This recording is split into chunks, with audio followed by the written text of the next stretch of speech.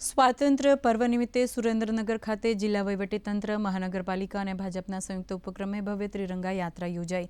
મહાનગરપાલિકા કાર્યાલયથી શરૂ થયેલી આ યાત્રામાં મોટી સંખ્યામાં નાગરિકો, વિદ્યાર્થીઓ, એનસીસી કેડેટ્સ અને અગ્રણીઓ ઉત્સાહભેર જોડાયા હતા। આ યાત્રા દ્વારા શહેરમાં દેશભક્તિનો માહોલ છવાયો હતો અને હર ઘર ત્રિરંગા અભિયાનને વેગ મળ્યો હતો। સાથે જ આ અવસરે યુવાનોમાં રાષ્ટ્રપ્રેમ, ફરજનિષ્ઠા અને નશાબંધીનો સુંદર સંદેશ આપવામાં આવ્યો।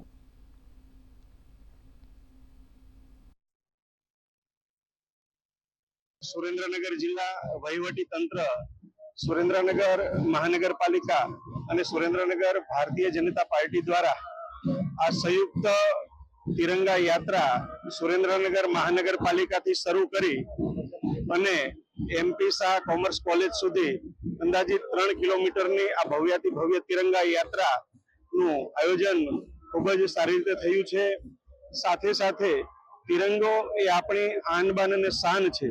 તિરંગો એ ભારત ભક્તિ છે, રાષ્ટ્રભક્તિ છે અને રાષ્ટ્રભક્તિના રંગે રંગાઈ સૌ સુરેન્દ્રનગર વાસીઓ આજે એક ઉત્સાહભેર આ તિરંગા યાત્રામાં જોડાયા છે। જિલ્લા વહીવટી તંત્ર દ્વારા અને મ્યુનિસિપલ કોર્પોરેશન દ્વારા હર ઘર તિરંગા યાત્રા યોજવામાં આવી।